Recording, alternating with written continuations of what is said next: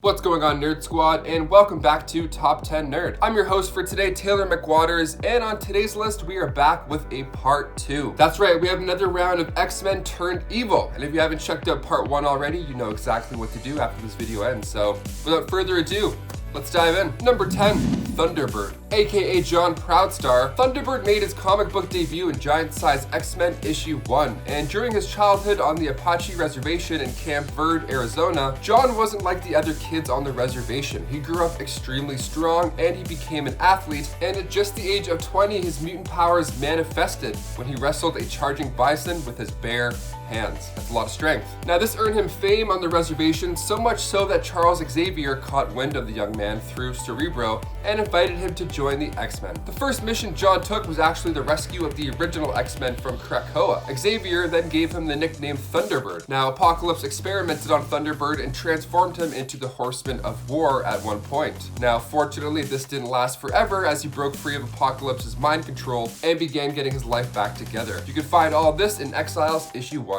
And before we go on to number 9, guys, if you haven't already, you can go ahead and give this video a thumbs up. It really does help our studio out a lot. You guys are the best. Thank you so much for supporting Top 10 Nerd. Now back to this list. Number 9, Wither. Making his first appearance in New Mutants Volume 2, Issue 3, Wither, aka Kevin Ford, grew up thinking he was cursed, or he was the most unlucky person on the planet. His mutant powers started to manifest, and he noticed it first in his plants and then on his clothes. See, his plants would die and his clothes would start to fade away. They would start to decay, almost wither away. Now we get it. Now, his father tried to calm him down once he realized this, but coming into contact with Kevin, well, you could have guessed what happens. He was soon discovered and was invited to join Xavier's Institute to learn how to control his wild powers of organic decay. He got close with Wallflower, aka Lori Collins, but in the House of M storyline, he touched her arm and crippled her. He ran away hurt and was soon met by Selene, the Black Queen, and she invited Wither to join her circle, and he gladly accepted. Number 8.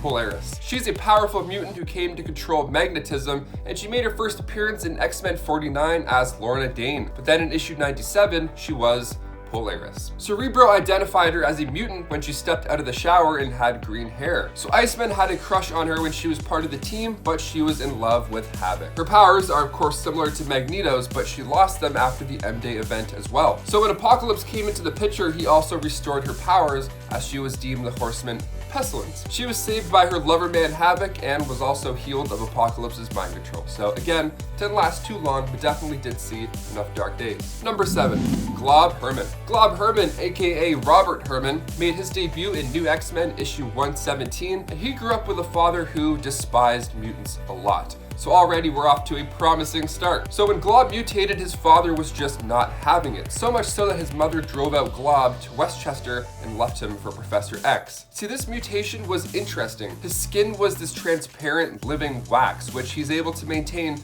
being on fire, which is kind of cool. He runs with the New Mutants now, but at one point he did join the Omega Gang, led by Kid Omega, and they made their own stand for mutant rights. See, GLOB wasn't a fan of the school, and he also had a grudge by the way that his father treated him. So he had a pretty harsh take on how to treat humans. Poor GLOB. I mean, he had a rough childhood, not exactly his fault here at all. Number 6, Kid Omega. Okay, that guy that I just mentioned, of course, I'll fill you in a little bit on him as well and what gang that he was a part of. Quintavious Quinton Quirinius made his first appearance in X-Men issue 134, and he has been described as one of the most powerful telepaths, one of the most strongest mutants ever besides Jean Grey. He was once the host of the Phoenix Force as well, so that should give you any indication. He was one of Xavier's prized pupils until he put together the Omega Gang, which was a gang that takes out humans for the crimes they committed against mutants. He even went to a tattoo shop to get him and the gang tattoos of an Omega symbol to put over top of the X-Men symbol. So they weren't playing around here. I mean, at least try wash off tattoos first. I mean, give it some thought, you know, those things are forever. Number 5, Banshee. Making his first appearance in X-Men issue 28, Sean Cassidy was born as the heir to the castle and estate of Cassidy Keep in Ireland. Professor Xavier asked him to join the X-Men at the same time as Thunderbird, and they both stayed as members of the new X-Men. He went on to train the new generation of X-Men and Generation X, but was killed during Deadly Genesis when he tried to stop the Blackbird from crashing when it was taken over. Banshee remained one of the unliving until the Apocalypse twins resurrected him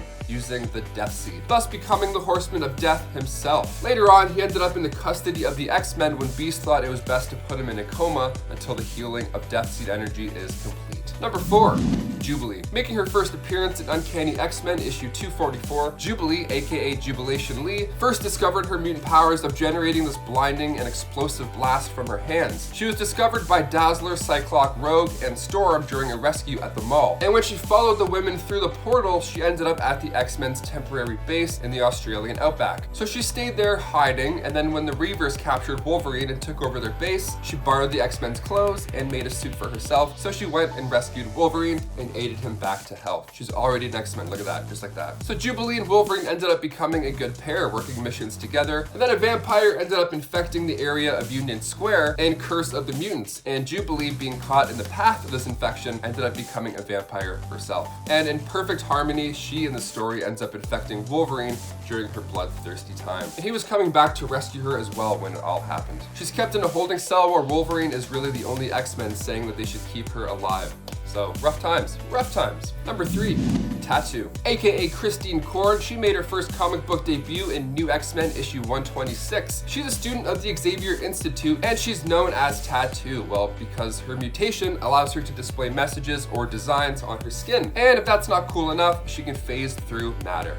So, coolest mutant ever, okay? She is also one of the Omega Gang members, and one time, her and the other members, led by Quentin Quire, started a riot at Xavier Institute during opening day celebrations. So Tattoo actually phased her hand into Cyclops' head, and then told him that if she became solid, he wouldn't survive to see the end of it. But then, Emma Frost reverted the trick by turning into Diamond, and then putting her hand into Tattoo's head to prevent her from taking out Cyclops. What a confusing sight to see. Superheroes are so cool. And at one point, she also attacked Beast and Wolverine, but she was being controlled by Cassandra Nova. So number 2, Rachel Summers. She's the daughter of Scott Summers and Jean Grey in an alternate universe on Earth 811, and she makes her first appearance in X-Men 141, the Days of Future Past story. So she was born from the Phoenix Force merging with Jean, so she got the abilities of a telepath and of a telekinetic. She was raised at Xavier's School for Gifted Youngsters when she met Franklin Richards and became really close. Now one day the school was attacked by federal troops, and she was one of the only survivors. She was taken in by the crazy Ahab, where she was brainwashed and became the mutant Hound, where she used her psionic powers to hunt down other mutants. Her time as this horrible mutant hunter weighed heavy on her conscience afterwards. I mean, she even got her face marked up by these guys. It was just an all bad situation. And finally, number 1, PYRO. PYRO was once a student at the Xavier School for Gifted Youngsters, and in X2, we see him hanging out with Iceman and Rogue. By the end of the movie, he switches over to Magneto's side, facing off against Bobby. And in the comics, Simon Lasker makes his first appearance as PYRO in X-Men Gold, Volume 2, Issue 1, when Mesmero tricks him into believing he's Charles Xavier, and he joins the Brotherhood of Evil Mutants. So not good on screen, not good in the comic books. Still a cool character, just likes to dip into the dark side. Well, there you have it, guys. Thank you so much for watching. I've been your host, Taylor McWatters. Tune in next time to Top 10 Nerd, but in the meantime, stay safe out there, keep reading those comics, and we'll catch you in the next one. Thanks again for watching. Peace.